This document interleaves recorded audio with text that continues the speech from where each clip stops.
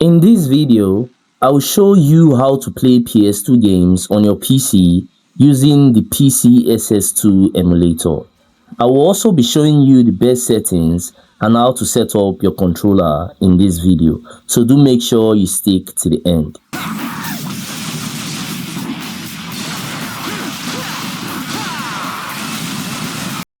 Now, simply start by searching for PCSX2 for PC. You're going to see the official website, which is this website that you can see right now on your screen. So simply go into the website.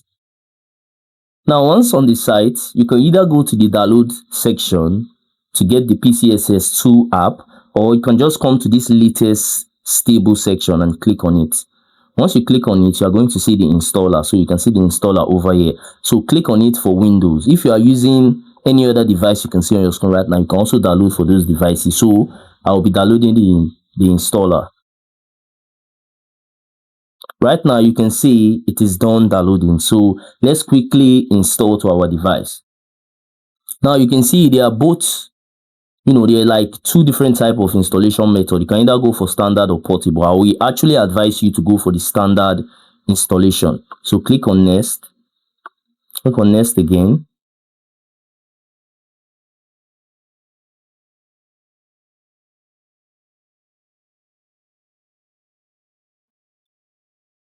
Alright, it is done. So I'm going to click on finish.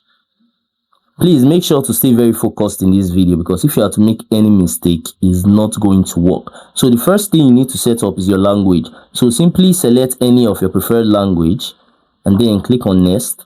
Now it's going to ask you for your PS2 BIOS file. So all you have to do, locate your PS2 BIOS file. So I'm going to click on browse, and then I'm going to locate my PS2 BIOS file. So my BIOS file is inside this section. So I have to move it from this section into my PCSX2 emulator. Sorry. So let me open my file manager real quick. So like I said, please make sure to stay focused. So this is my PS2 BIOS. So I'm going to copy it. Go to the document section. You can see my document section is having my PCSX2 folder. So I'll go into the folder. I'll look for the BIOS section. You can see this is the BIOS section. So I'll paste it in here. So once I've done this, all I have to do is go back to the app, click on browse again, document, PCSX2 BIOS, select folder. Then once I've done this, I'll click on refresh list. Right now you can see this is my BIOS. So I'm going to click on it. I'll click on next. So right now, the next thing we need to do, we have to show it where we are actually keeping our PS2 game files. So I will advise you to make sure all your game files are ISO files, not zip files, because zip files are not going to work. So make sure you have already extracted them. So I'm going to go to my game files. I'll go into my PS2 game files. I'll click select folder. Yes. Then I'll click next. So right now, we have to, connect our controller, but I'll show you guys how to properly, set up your controller pretty soon. So let's just first of all finish the installation. So I'll click on next again, and I'll click on finish. So you can see this is the PCSX2 emulator, but we are not done. I have to also show you guys some very, very important things. So first thing we have to do is actually set up our controller. So I'll go to settings, click on controllers. Then you can see this is the first controller. So you have to insert your controller. So what we advise you to use you can either use a DualShock controller, DualShock 2 controller. You can also use a Xbox 360 or UCOM controller. So just first of all start by inserting your USB controller to your PC. So once you've done that, I've actually done that right now, you click on controller port 1. This is my first controller. So the first thing you can do, if you are using an exact DualShock 2 controller, you can just select DualShock 2 and you are good to go.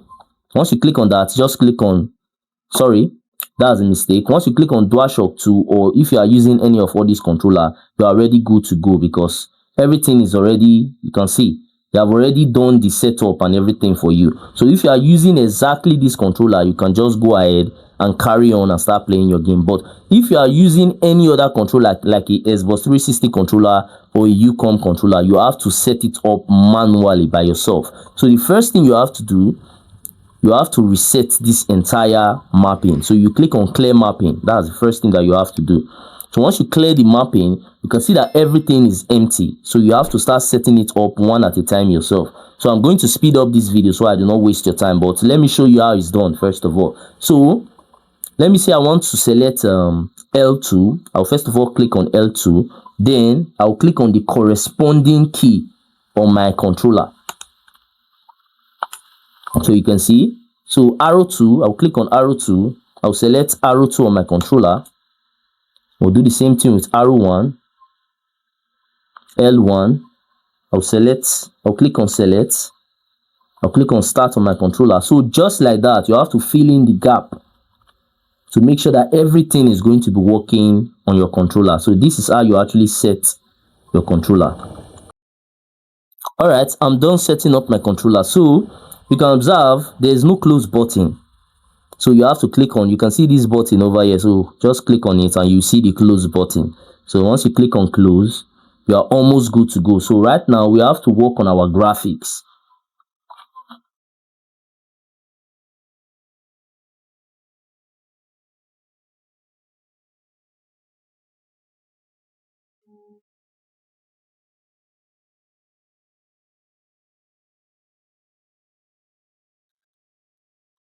So simply click on your graphics.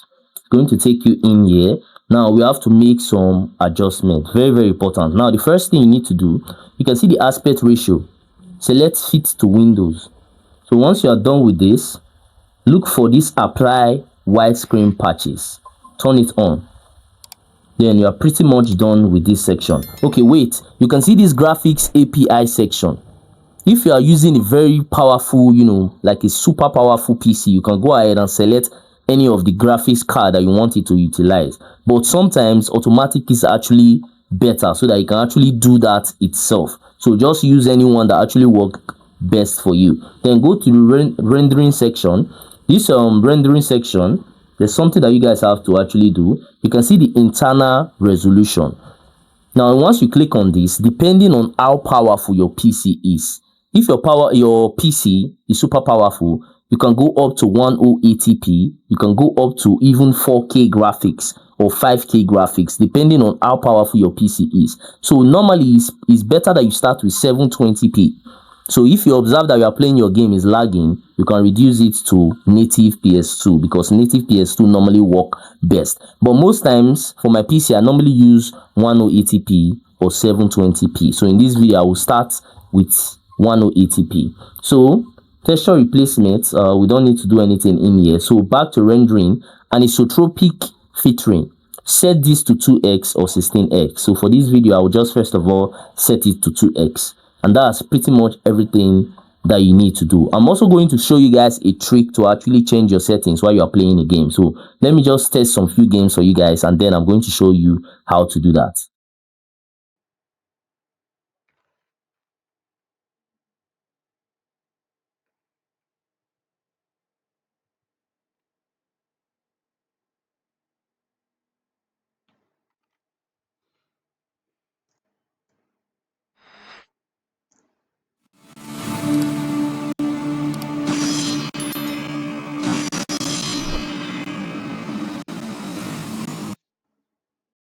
Now, if you want to change your settings while you are playing a game, you have to click on escape, like the escape button, because sometimes when you are playing a game and then you observe that it's lagging, you have to make changes. So you don't have to totally quit your game. You can make changes while you are playing the game. So all you have to do, just click on escape on your PC, go to your settings. Like right now, I'm about to actually adjust my settings.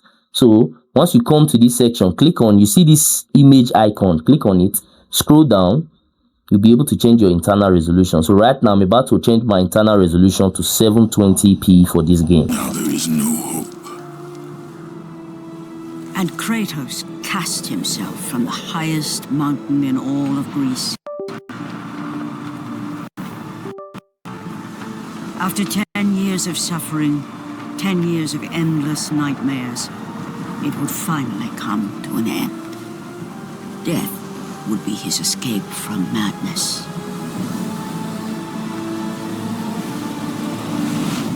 Lastly, if you found any value from this video, then do consider smashing that subscribe button to help me on my YouTube growth journey, because I've been trying to get to 5,000 subscribers for a while now. It have actually been taking me forever just to get there. But I know that with your help, through you smashing that button, I can actually get there super fast and super easy. Also, by now, I think you might be seeing some of my similar videos or some of my playlists on your screen. So if you have some free time, you can also go ahead and watch that to learn more from my channel, because we learn every day. And that's it for that. I'm going to see you guys on my next video.